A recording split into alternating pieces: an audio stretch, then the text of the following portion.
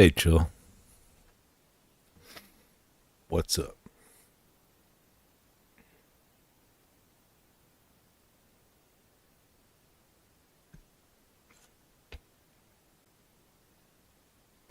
This is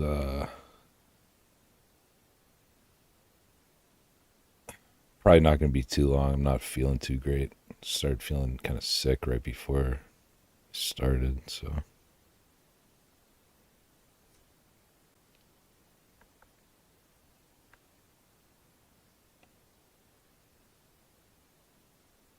I'm just going to give it a minute, see if anybody else comes in. Hey, Slinger. Uh I was shitting blood actually.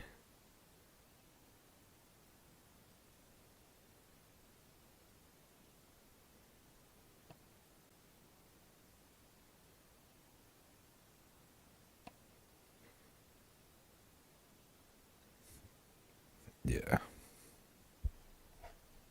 I don't know what's up. I haven't been like actually sick in like 10 years probably. Yeah, that's what I'm thinking. It's probably I I eat a lot of spicy food, so that might have something to do with it. Dark or bright?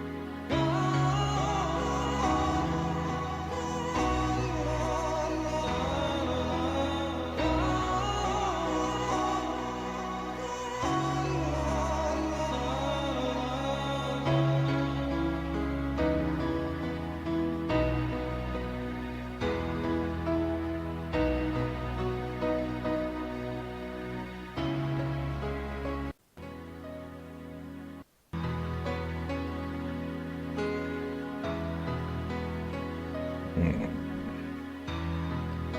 Damn it. My browser's lagging. Hey Blake, uh just watching some videos. I'm not feeling great, so it's probably not going to be too long.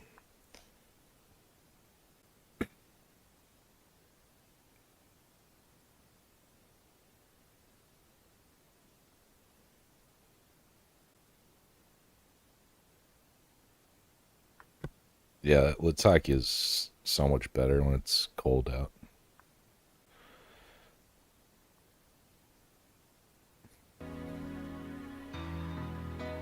I'm retarded?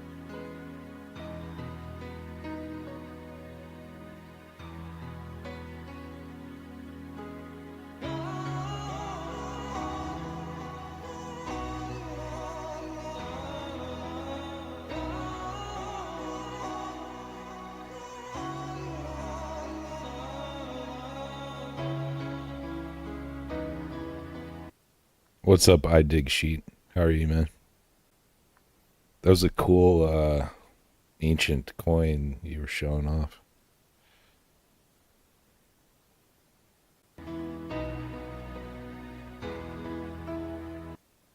Can you guys hear me okay? I have a new this is a new microphone. Magazines, you've read it in the newspapers. In fact, perhaps you've even seen the owner's picture. Ralph Williams, the owner of Bayshore Chrysler Plymouth, 345 El Camino Real in the city of San Bruno. You notice the big bald-headed son of a bitch? The man that came to San Francisco to offer them more for the dollar they spend. The man that came to San Francisco to rape each and every citizen in the whole San Francisco Bay Area. You don't believe it? Listen to me. I don't lie. Take a fucking car like this. A 1966 Ford, a Country Squire 9-factor station wagon.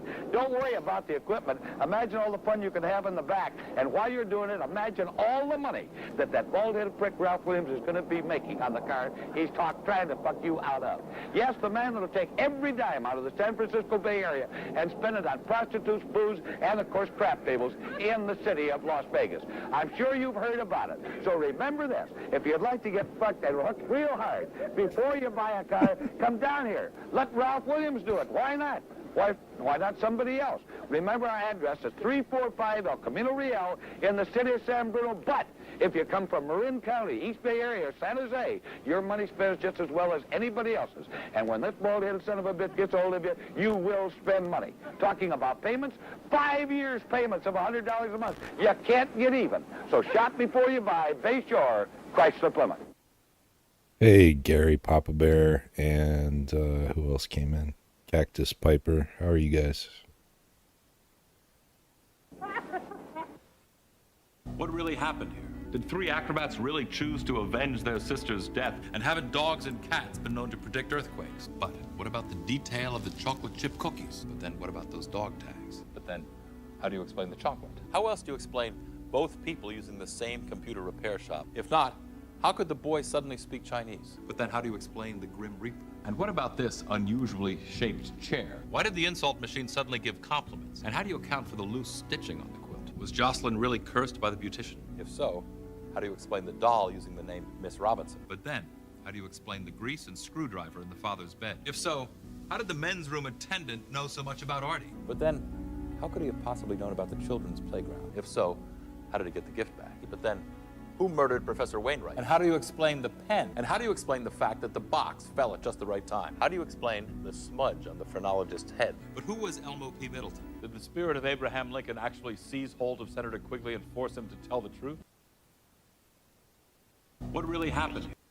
Magazines, you've read it in the newspapers. And one of the craziest stories How do you explain the chocolate?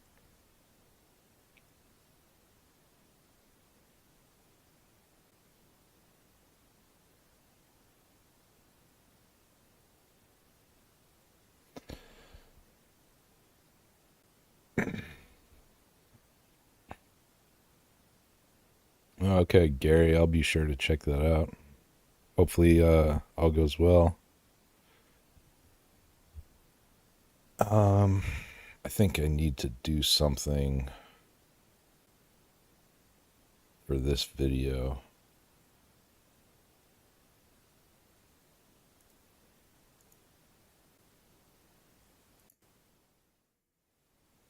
There we go. That's better. I've ever heard is that of Kyle Odom, the bright young college student who one day snapped and shot 6 hollow point rounds into a pastor he believed was a reptilian. Now, what makes this story even stranger is the fact that the pastor came out of this relatively unharmed, returned to work 2 weeks later, and then was elected to a prominent government position, even though he was shot 5 times in the torso and once in the head with hollow point rounds. So let's start to unpack why Kyle thought it was necessary to pull off this heinous crime to begin with. The answer to this question lies in his manifesto, which can be found on the Internet Archive. But let's start with, who is Kyle Odom? Born and raised in North Idaho, he grew up in a loving family. He joined the Marine Corps after high school and developed an interest in science. Hey, Captain Burley Slice. How are you, man? Went to school for a degree in biochemistry. He won numerous scholarships and awards. He graduated magna cum laude, then joined the University of Idaho. So why would he do this? Why would he throw his life away when he had so much to live for? Well, according to him, his life was ruined. It was ruined by an intelligent species of amphibian humanoids from Mars. I wish I was joking. So here are the bullet points that Odom wants people to know about these amphibian humanoids. Basically, they were here long before we ever existed. Their technology is millions of years. Take care, Gary. Keep us posted. What a pagan. Call him a heathen. That's what he is. Even though I don't think he finds that offensive. Should, though. More advanced. Hey, Ray. Mushroom leg.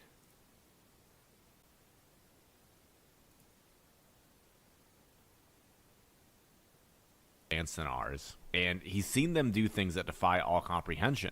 They have a massive breeding stock of humans, which they breed and control from birth. They use these humans to live vicarious lives among us. They appear to be completely normal because they're good at imitating human behavior.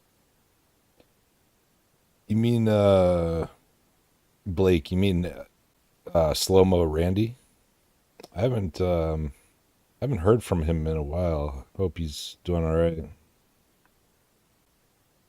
He used to text me once in a while, but I haven't heard from him in a long time.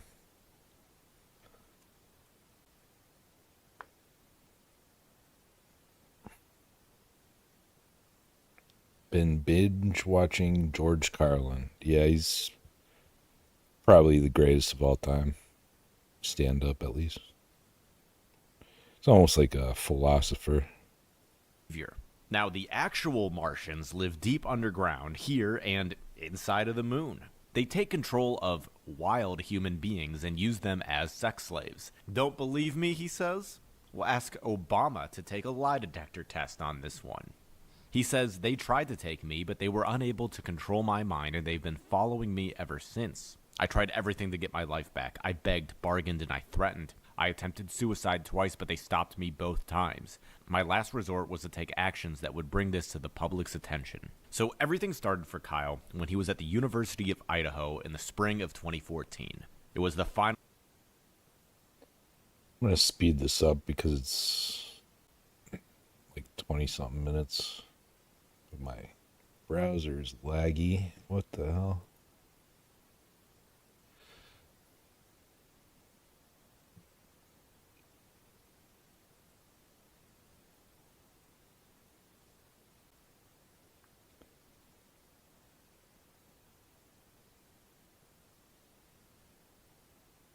Yeah, there's a lot of people that have survived getting shot in the head.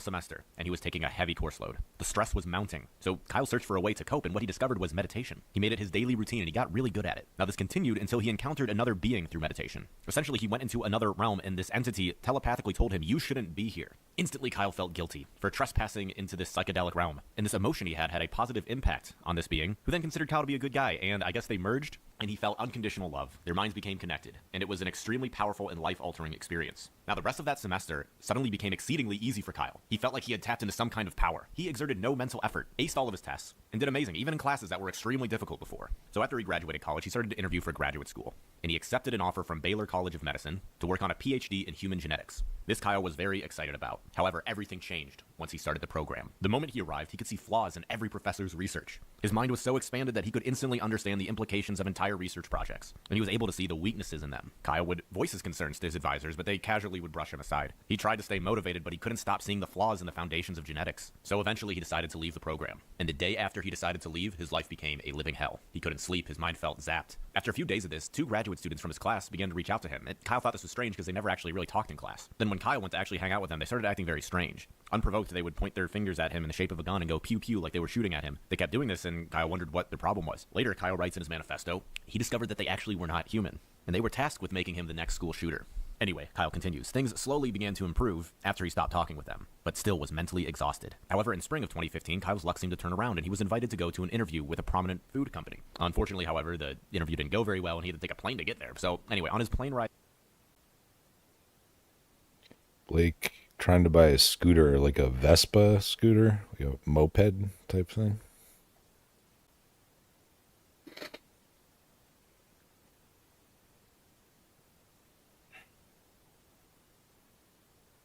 Hey, Carrie.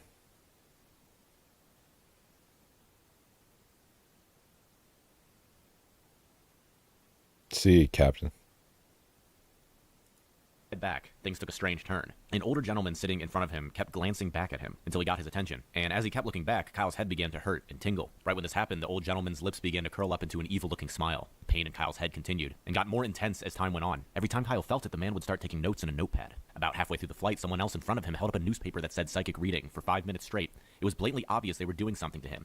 but he didn't know what. Once they landed, the older gentleman kept showing Kyle his track phone as if to say, get one of these. Now, Kyle had applied to several government agencies before this happened, so he thought this might be their way of contacting me. Out of curiosity, he decided to go buy a track phone. He would check it every day to see if anyone messaged or called. About a month later, he received a text message from a man named John. He invited him to come to church at the Altar. It seemed to be like a strange place to be recruiting for government jobs, but Kyle went anyway. However, after he got there and went inside, something felt very wrong. He felt as if his life was in danger and became so uncomfortable he had to leave. A couple days later, Kyle started to receive other text messages from someone named Tim at the church. At first, they were innocuous Bible messages, but then he started threatening him. He sent messages talking about their power and other things. He then sent a final text message which simply said angels. Kyle thought nothing of it until helicopters started flying around his house all day and night. At this point, he knew he was in trouble. He knew he needed to contact them, so he made an appointment to meet John Pell for coffee. After making the appointment to see John, something very bizarre happened. Kyle started to receive spontaneous, I'm going to say it, erections. It felt like someone was manually forcing him to have these at inappropriate times. And whenever this happened, a song would start playing in his head. And it would repeat the same words over and over again, saying, he's just a plaything, we want to make... All right, this guy's schizophrenic. No question. make him stay up all night. And according to him, they weren't kidding because he was not able to sleep at all each and every night. Each time he would drift off, he was woken up violently by the song. So one morning after all of this, Kyle gets out of bed and he's relieved because all of a sudden the song stopped playing. He thought the torture was over. Well, until a voice entered his mind and said, "You're going to be uncomfortable. All you have to do is breathe." While he sat there wondering what this meant, the voice spoke again saying, "You will be sacrificed like Jesus and get beheaded." Well, this threw Kyle into a complete panic, and he began to have a mental breakdown. A few minutes later, some man knocked on the door, and when Kyle answered, he gave him a pamphlet talking about the sacrifice of Jesus. This sent him into a complete delirium. Kyle figured he was never going to see his family again. He was going to die. And all he could think about was seeing them again. Now, they lived in Albuquerque at the time, so he decided to buy a one-way ticket there. When Kyle reached the Spokane airport, his panic began to subside. Everything was fine until he got on the plane. Kyle sat next to a huge man who kept telling him telepathically that he was going to crash the plane. And every time after he spoke, he would sniff emphatically. Kyle didn't know what to do, so he just sat there as calm as possible. Now, this angered the man, and he started touching Kyle's leg. And the second he did, Kyle could feel the man inside of his mind. This caused him to panic until he was on the verge of causing a scene. But before he did anything, the man told him to calm down. He said, "You did a great job. You passed. Go enjoy your family. We have a job waiting for you when you get back." Kyle thanked him and felt slightly relieved, but he had no intention of contacting him at all. His only thought was to get as far away from him as possible. Now, after getting off the plane, Kyle headed to baggage claim, and a huge group of them surrounded him there. Kyle began watching them cautiously, and they all began to sniff at him. Kyle writes, "The sniff is something they do all the time. I think it has something to do with dominance." When Kyle finally got his bag, he left the airport as fast as he could. His parents were right outside waiting to pick him up. He was so happy to see them again. He gave them big hugs and told them how much he loved them. However, he writes this was his last happy moment in Albuquerque, because these people followed him everywhere they went. And whenever he saw one, they would sniff at him, just to let him know that it was them. They would also smile, laugh, and stick out their tongues. Now, as time went on, they began coaxing him to go outside alone. Kyle was scared to death that they would kill him, so he refused. Eventually, they threatened to harm his family, which caused him to give in to them. Kyle told them he would do whatever they wanted as long as they left his family alone. They responded by saying, "Go to church." He knew they meant the altar, so he agreed to go once he returned home. So when Kyle went to the altar, the people acted very strange, inhuman. As Kyle walked to the sermon room, everyone stared at him and began sniffing emphatically. Needless to say, he was scared, but still took a seat. When the service began, a man came and sat down next to him. After he sat down, Kyle began smelling something. It was a smell he'd never smelt before, like a reptile and vinegar. After Kyle smelled this, he became very uncomfortable. He tried to remain calm and just sat there quietly until the service was over. When the service ended, they said, "You can leave now." After that whole experience, Kyle knew he wasn't dealing with government anymore. He realized that whoever he was dealing with was extraterrestrial. After this experience was over, Yeah, Kyle that received no is further creepy. instructions from them, so he began applying for jobs again. Even though he had done exactly what he was told by them, they still followed him everywhere. As time went on, they started harassing him day and night. He began hearing voices more and more often, and he began to hallucinate things that he knew weren't real. They also started playing with him sexually. Both the males and the females would play out their fantasies in his mind. This, of course, came with more random and uncomfortable erections, as well as extreme prostate stimulation. The harassment continued for weeks and intensified as time went on. Kyle did his best to maintain his sanity and avoid them. This worked for a while, but eventually he had a huge meltdown. It was one day he was at the bakery when he was surrounded by a bunch of old men. Some of them looked at him and sniffed, so he knew it was them. They started stimulating his prostate simultaneously, and then they spoke aggressively. They said, Damn, simultaneously stimulating his prostate. Holy moly. "Humans are nothing more than the result of a successful genetic experiment. You are a threat to the way these people think, and you can no longer be free in society. Your life is over. You are nothing but a toy. Your purpose is now to suck their private parts." They continue to say other explicit things, Kyle says, that are too obscene that he doesn't even want to repeat them. But before they finished talking, he became enraged. It took every ounce of willpower he had not to kill them. So he left the store and tried to calm down, but it only got worse. The rest of the night, they continued to stimulate him. It got to the point where he was in serious pain. They finally stopped after he broke down and became completely distraught. It was to the point where he couldn't take anymore and attempted suicide. He filled a charcoal grill with lit coals, put it in his car, and rolled up the windows. He reclined his seat and went to sleep, and he should have died, but they woke him up in an extreme panic, which caused him to get out of the car. As he slowly regained consciousness, Kyle was very upset to still be alive. He had no clue where to go, so he decided to check himself into the VA. They shipped him straight to the mental ward, but nothing improved. The medication they gave him did nothing. He just sat there surrounded by a bunch of psychotic people, and it was exasperating. He knew their goal was to ruin his life by making him into a crazy person. So he became determined to not let that happen and started fighting back. So after he was let go from the VA, Kyle went back to the altar to ask them what they wanted from him. At this point, Kyle was numb and he wasn't even afraid anymore. So he goes to the altar, he asks what do they want from him, and they respond by saying, "We want you as our sex slave." Thinking they were serious, Kyle sat there waiting for them to do something. But all they said was, "Keep coming to church." So he did. After a few more services, he found himself talking to Tim, the pastor, face to face. The pastor told Kyle Yeah, he I'd should go back convince her. after that, They were too. in mid-conversation when suddenly the pastor revealed his true form. He has no clue how he did it, and it only happened for 1 to 2 seconds. But Kyle was Take care, Cactus. Thanks for stopping in.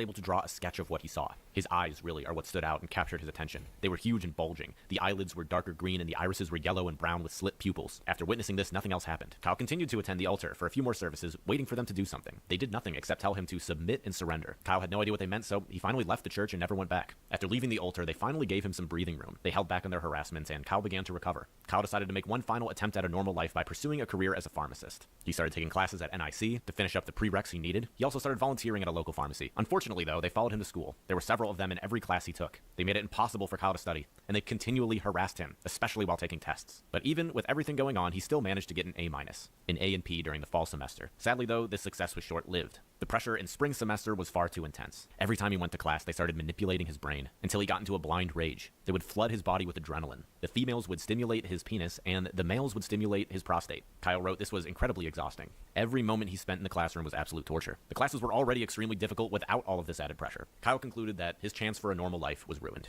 That he was too smart for his own good, so these entities decided to remove him from society. They were worried that he might change the way other people think, which could lead to problems. Problems in the form of scientific revolutions. If we get much smarter as a species, we are going to become a threat to their existence. Kyle writes that if you were to talk to him in person, you could see that he's not crazy at all. The Martians are just so good at hiding in plain sight that no one would know they exist unless they revealed themselves. They are able to fool us so well that what he's saying sounds impossible. However, they are 100% real. Realize their technology is millions of years more advanced than ours. And think about that. Think about the advancement we've made in the last 100 years. Once you've done that, try to imagine what millions of years of technology would look like. Kyle then writes the president is well aware of them, which is why he wrote him a personal letter, and he hopes he does something about it. And that what Kyle did was his last resort, to take action, to bring this to the public's attention. And just to make things very clear, Tim and John in the story were not wild human beings. Wild humans are normal people like you and I. That guy does look a little bit reptilian, I have to say. Might have been onto something. And Tim and John had minds who were controlled from birth by the Martians. He wants people to know that the pastor he believed he killed is not who we think. He says it's hard to imagine, I know. Nonetheless, it's all true. Why would I give up a career as a pharmacist to do this? He says that he's actually left out many details from his story, but he wanted to write down the most critical events in order to make it coherent. And he says if he wants to know more, like how I discovered there are multiple species of them, feel free to write to me.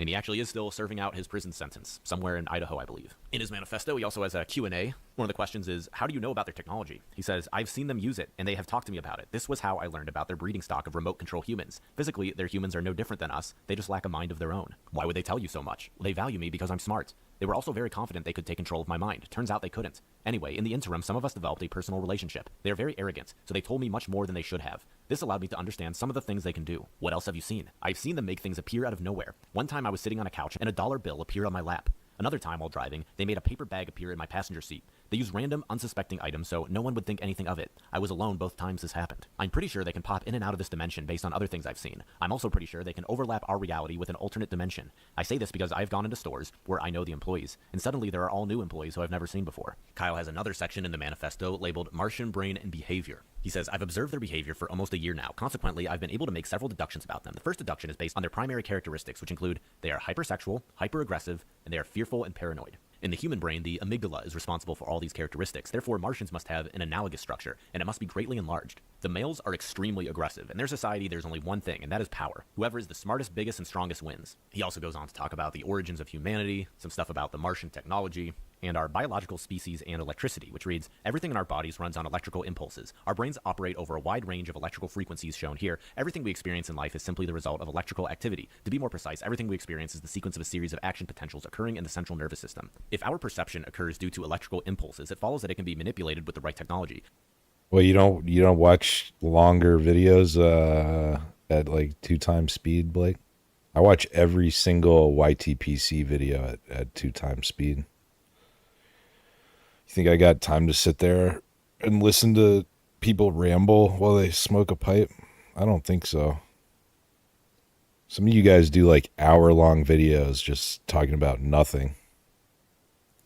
This is why Martians are able to directly alter our perception. They have the technology. They can trick our brain into visual and auditory hallucinations, smelling, tasting, heart rate fluctuations, erections, and every other CNS event. This provides a full explanation of how they manipulated my penis as described in my story. Read about the science behind an erection here if you're not convinced yet. So as you can see, Tesla was right. Energy, frequency, and vibration allow us to control the world around us. The Martians have known this for eons, and they use it against us. As I said before, they own a massive stock of humans, which they breed and control from birth. Since they have the technology to control a central nervous system, they can operate their humans like remote-controlled toys. Unfortunately for us wild humans, they can control us too. In his manifesto, he actually has an illustration of these amphibious beings he saw. So yeah, in conclusion, I would say that Kyle is a schizophrenic, and this is an excellent case study. Yeah, however, I'm not going to dismiss him completely because...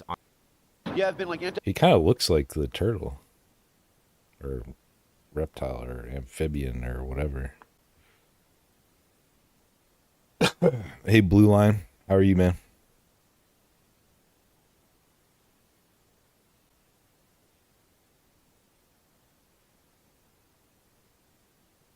He ain't skits.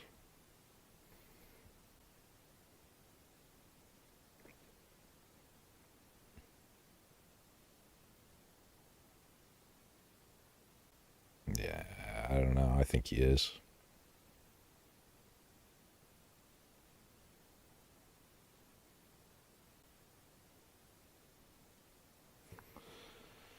Let me see what we got here.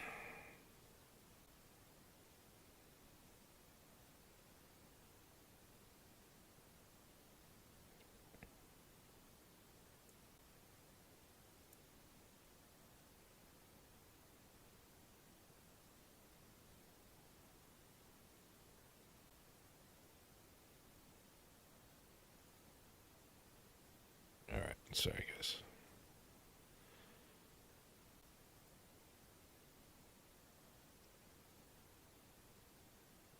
Yeah, I've been like antisocial for like 25. All right, this doesn't need to be faster.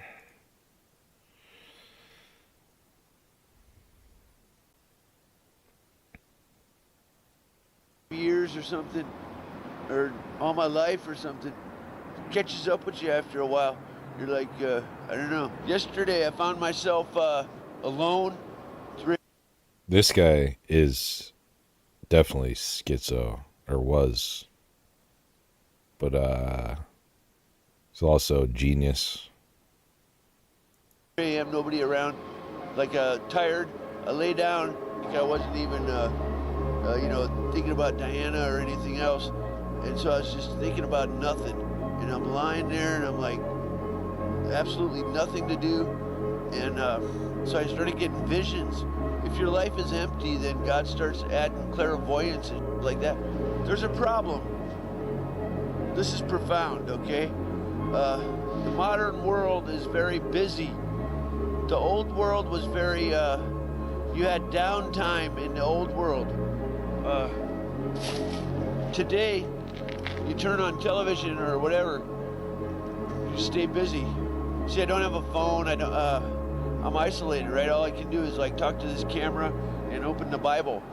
And whereas thou sawest iron mixed with miry clay, they shall mingle themselves with the seed of men, but shall not cleave one to another, even as iron is not mixed with clay.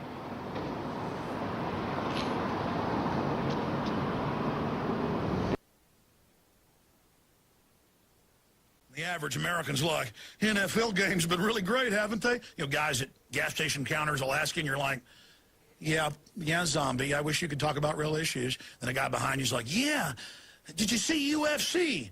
And they're all real concerned. It's real important to them as men because that's that tribal war area of their mind that should be reserved for political war and defending their position in life.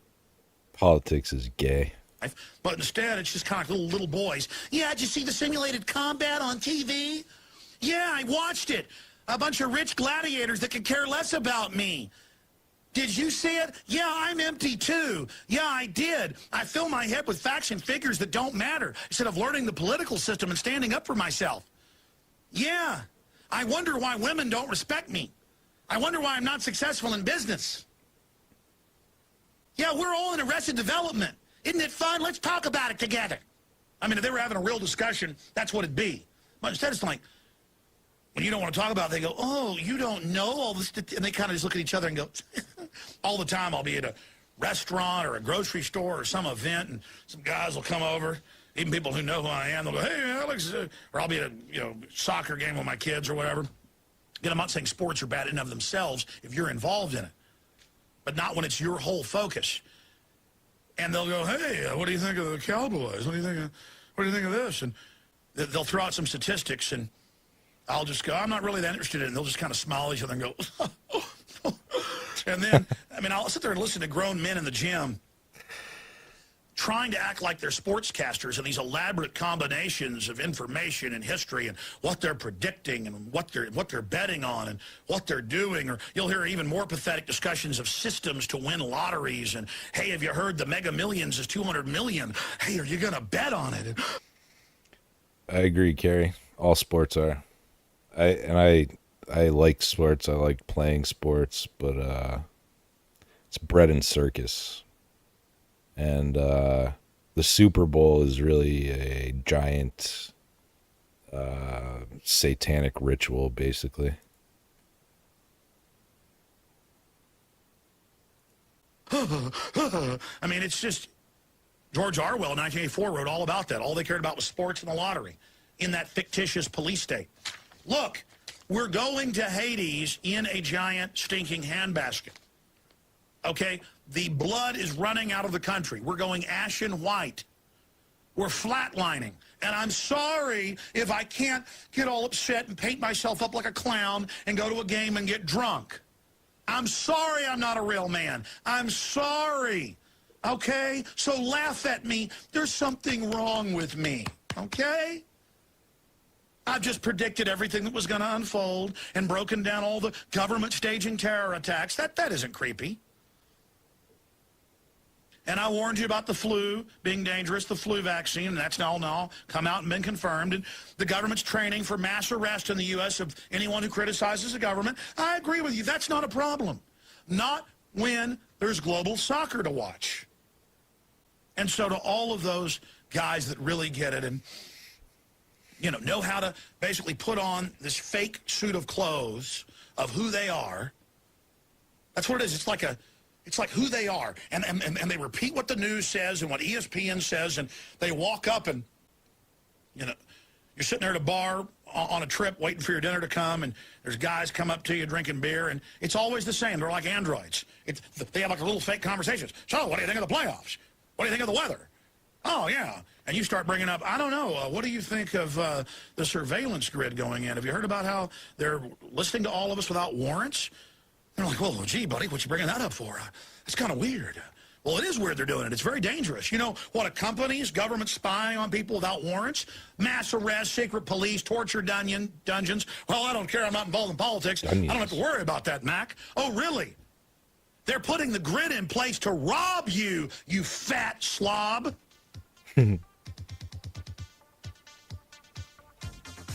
Oh, well, hey, black helicopter's going to get me, huh, pal?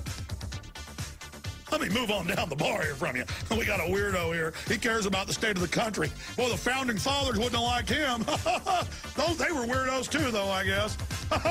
Hey, I'm raising my son to only know about the baseball scores, okay, buddy?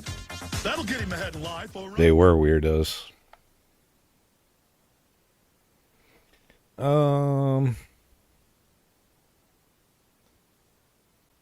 Let's watch some megachurch foolishness. That's right. To God, you have a fool on the cross. Put on Jesus Christ. Jesus Christ. Jesus Christ. We love you, God. So we do it for Jesus Christ. Jesus Christ. Put on salvation as your helmet and take the sword of the Spirit, which is the sword of God. So put on the full armor of God. Jesus Christ. Jesus Christ. I love you, God. Hell of truth. Jesus Christ. Chestnut of righteousness. Jesus Christ. Shoes of peace. Stomping on the enemy. We love you, God. Jesus Christ. Jesus Christ, we love you, God. Shield and faith of God. Jesus Christ. Helmet right here. Hey. Helmet of salvation. Jesus Christ. Look, there goes the enemy. Look, there goes the enemy. So we hold up the sword.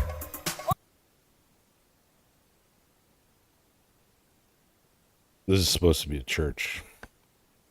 I haven't heard that, Carrie. Sounds interesting. Well, I mean, it's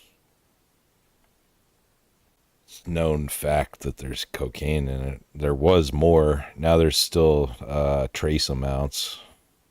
They can't. They still use it for like flavoring, but they can't extract. They can't get all of the cocaine out of it, so there's still trace amounts in it.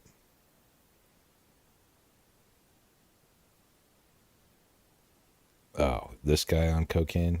No, he's on Jesus Christ. He's on Jesus Christ.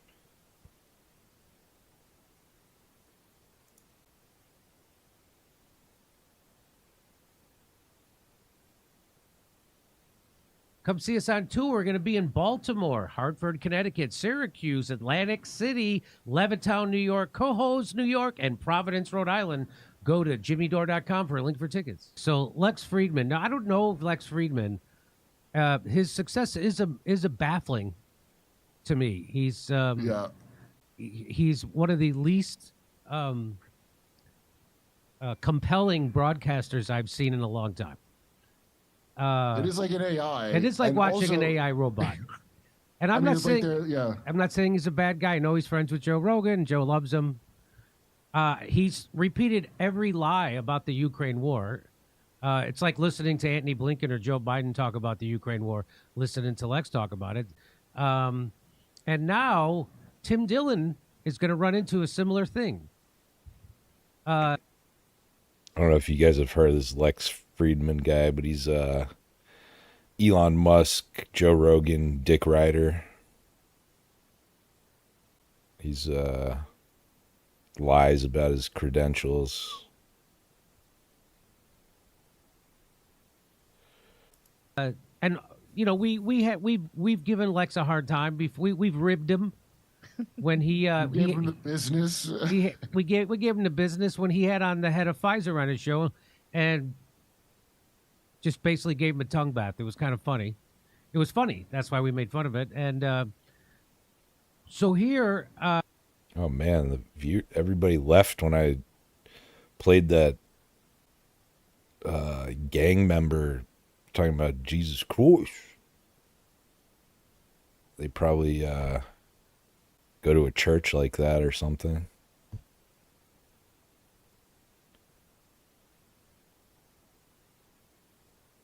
I don't know who clipped this video, but I wish I would give them props if I remembered or if I knew. But here, watch Tim Dillon starts to talk about Jeffrey Epstein with Lex Friedman. And watch, this is funny. They had an operation that was based on entrapping, blackmailing, gaining leverage over very powerful politicians. So do you think there was an intelligence connection to all of this? Mossad. It was absolutely a Mossad. Do you think And I'm wrong CIA. about anything I've said? Well, I'm uncomfortable with the intelligent connection. You know. Why? Yeah, we all are. By the way, all of us are uncomfortable. We're with this uncomfortable with it, but he means that he's uncomfortable accepting that that's a fact. that yeah, Jeffrey it's- Epstein was an intelligence operation. So that's what just goes to show you. You can have all the book smarts in the world. They there's a video released today of a Department of Justice investigator caught on a hidden camera admitting that Epstein was CIA and Mossad,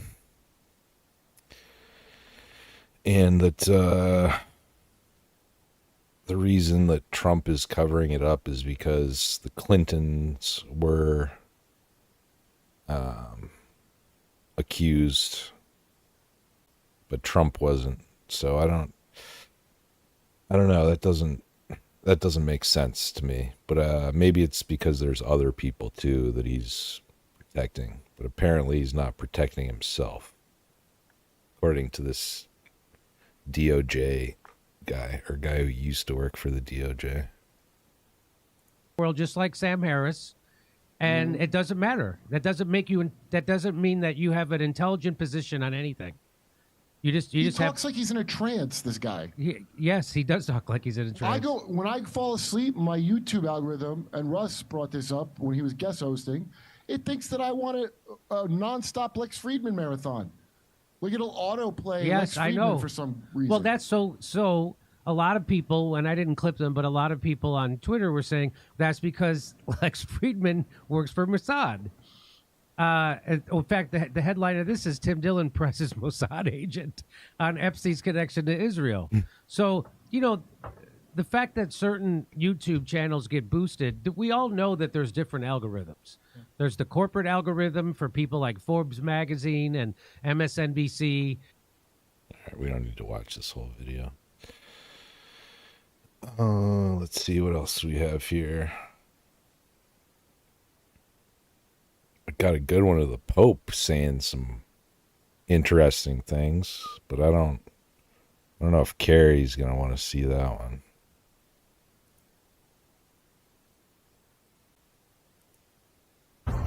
Watch this instead.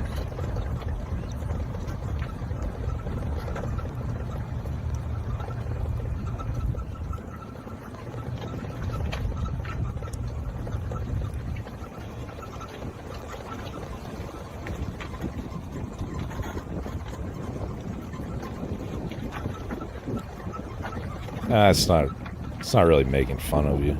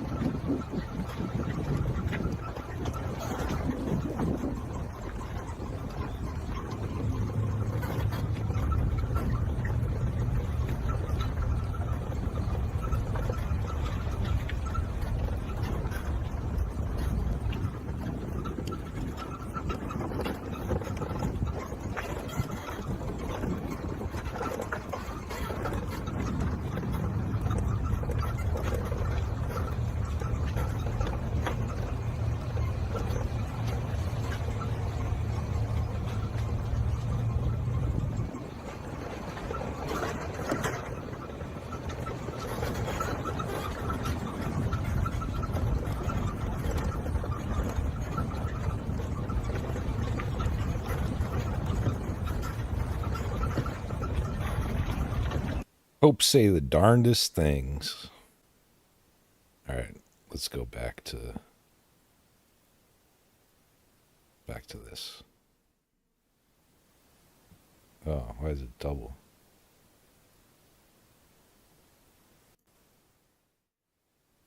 There we go.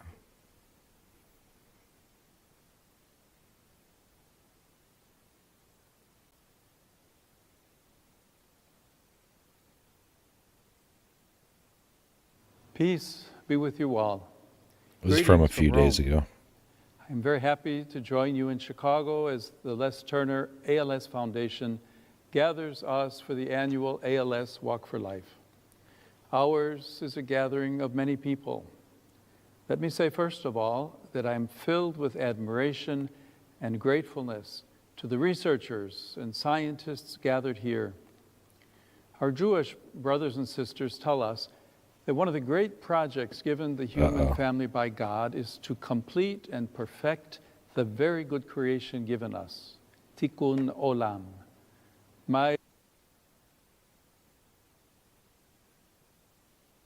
That's it. We don't need to watch the whole video. I don't know why he would say something like that. Tikkun Olam has come to connote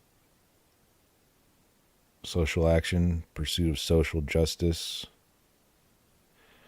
The phrase has origins in classical rabbinic literature and Kabbalah, Jewish mysticism.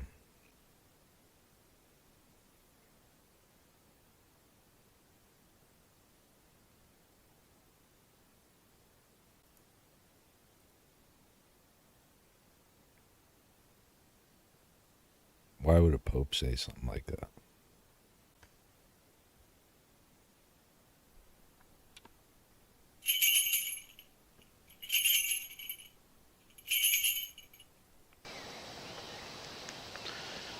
Once more, we're witnessing war in the Middle East.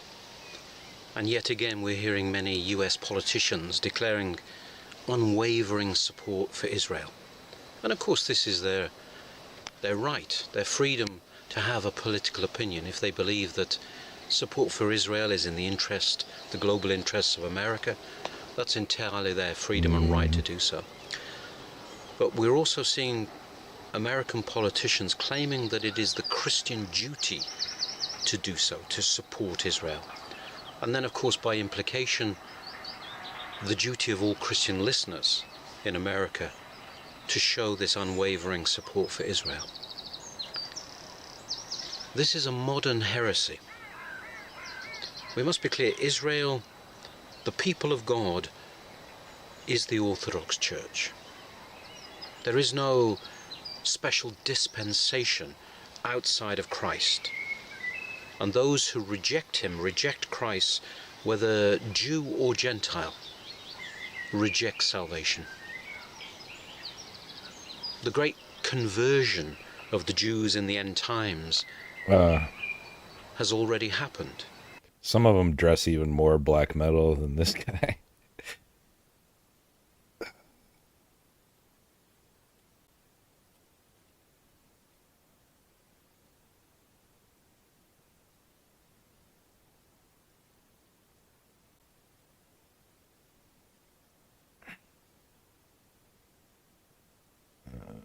Not seeing any good pictures.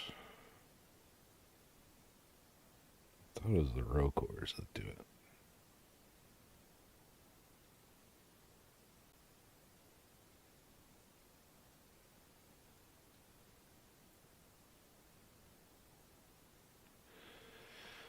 it. Yeah. There we go. Oh, it's even smaller.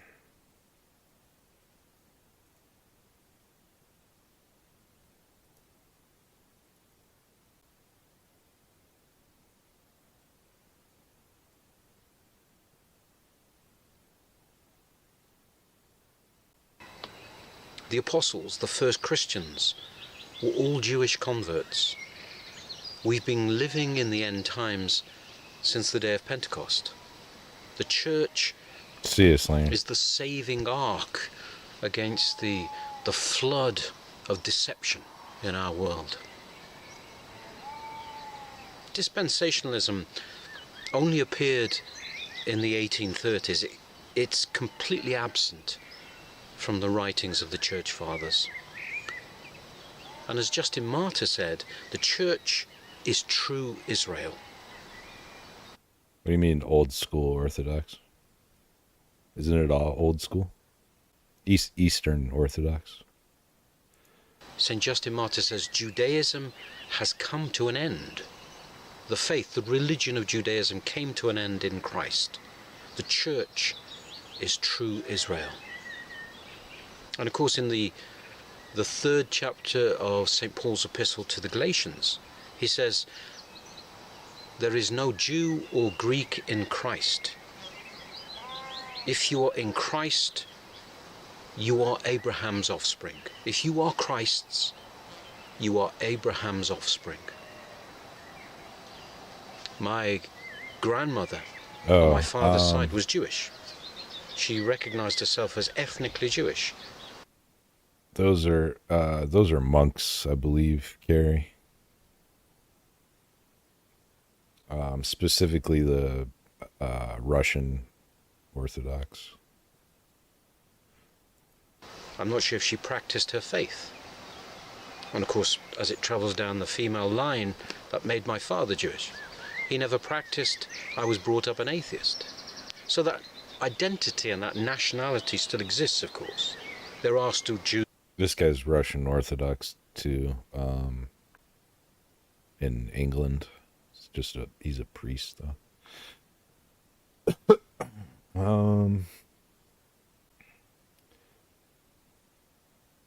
Let's see, what else do we have here?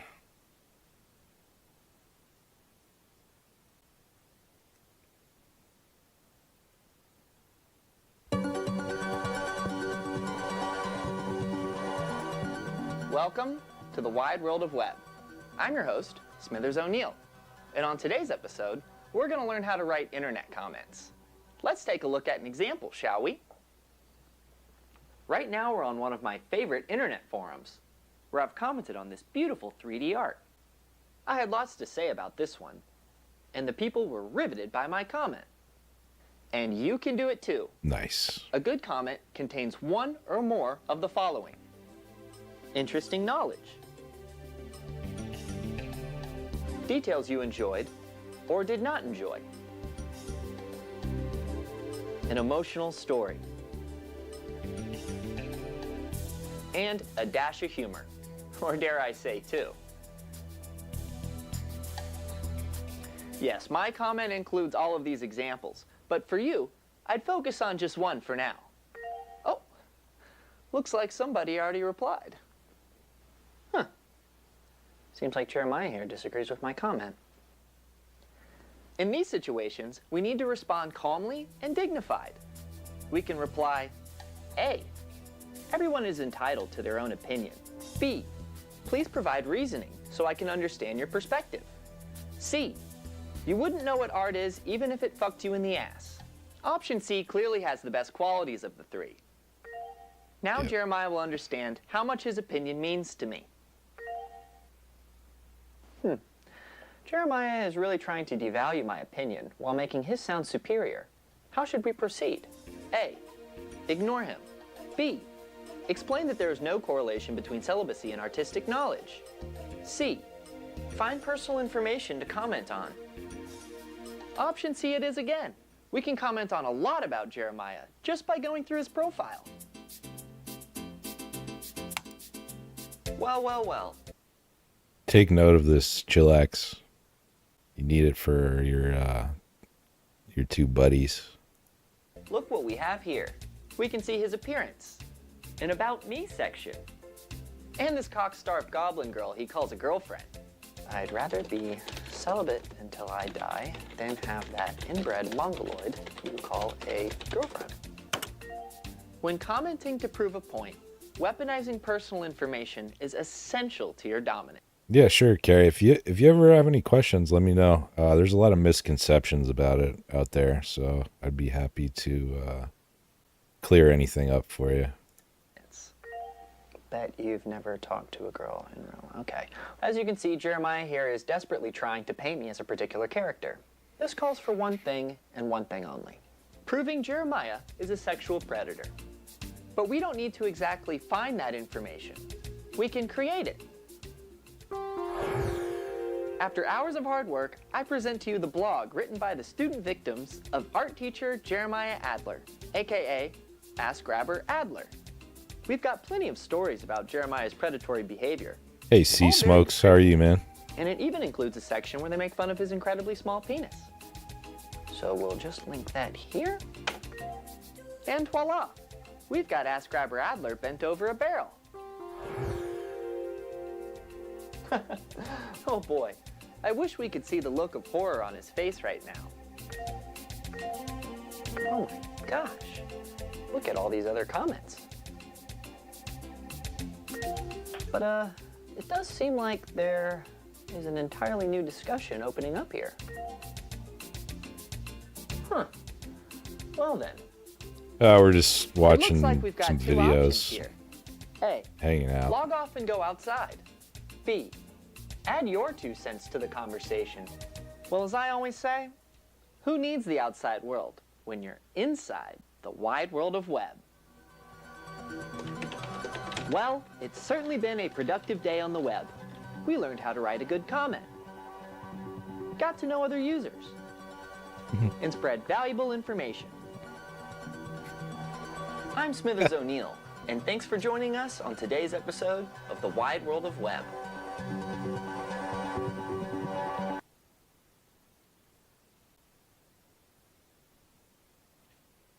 So it's not like they... Let's see what else we got here.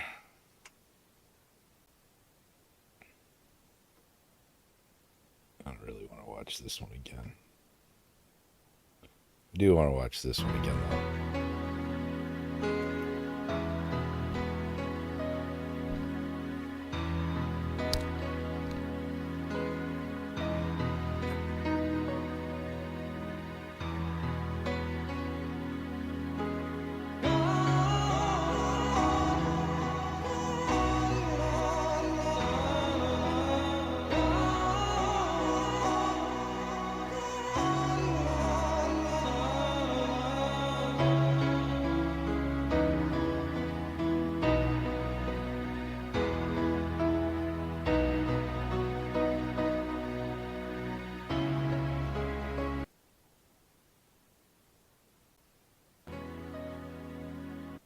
I feel like I'm watching Canadian internet. The hell does that mean?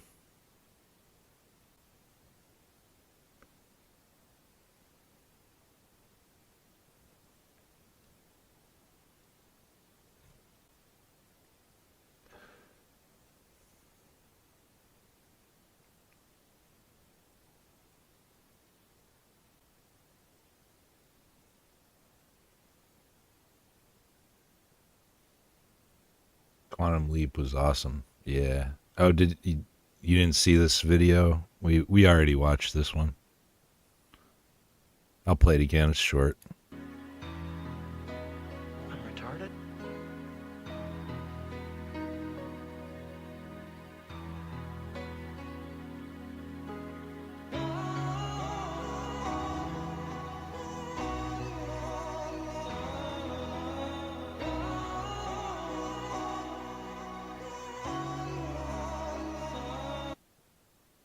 Yeah, Quantum Leap was great.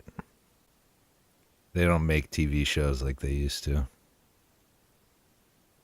I think I saw like one episode of the new one, the reboot of it, and it was so bad. They had like trans characters and stuff, and yeah.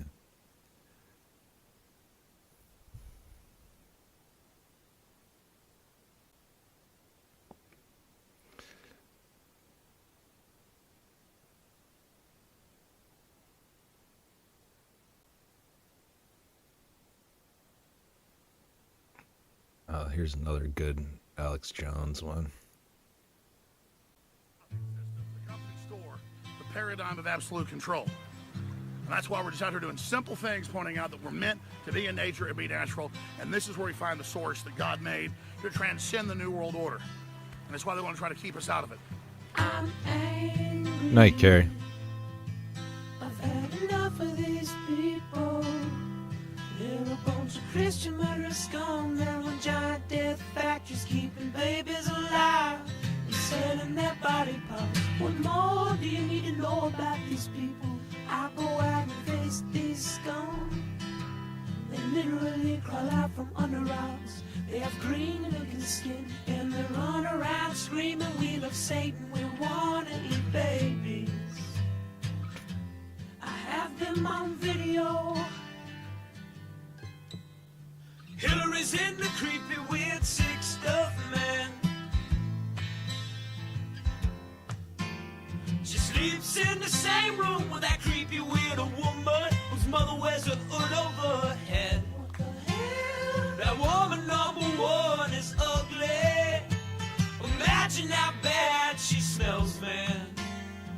told her and Obama just stink.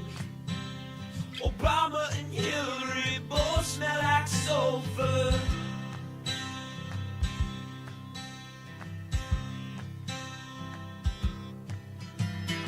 Literal vampire pot and the goblins are hobbling round coming after us. My spirit gets close to that evil and I feel it go.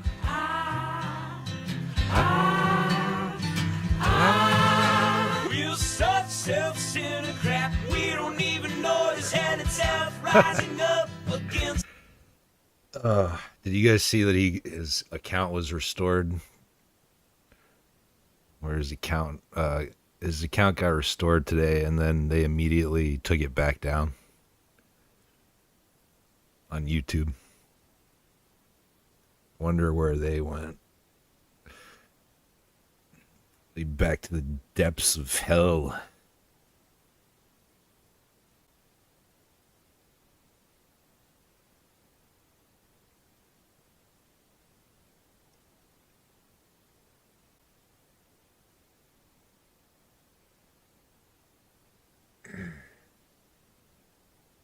Oh, Nick Fuentes too.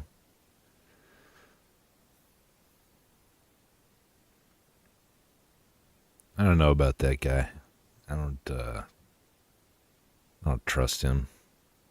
Shouldn't really trust any of these people though.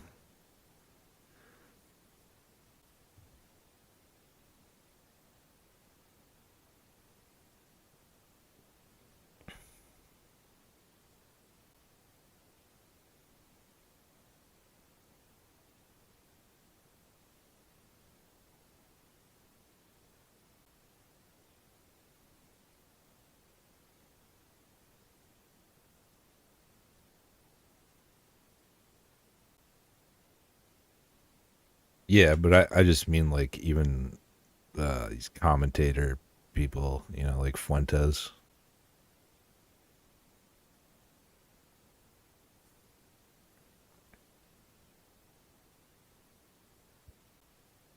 He's probably a Fed.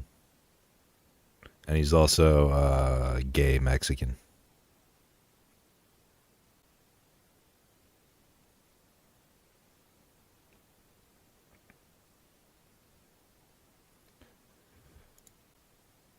Millions upon it, people of the very worst type, and I'm so pissed. We're gonna stab your daughter at the mall. We're gonna stab your wife, your son. We're gonna stab you with a butcher knife, and then the police chief is gonna say, we love our Somalis, we love our Muslims. Oh, they're so good, oh, they're so sweet.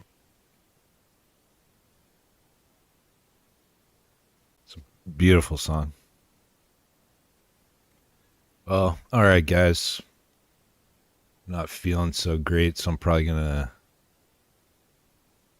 end it here. Appreciate you guys coming to hang out as always. Nick Fuentes, I think, from here in Virginia. Isn't he from Chicago? Thanks, Jill.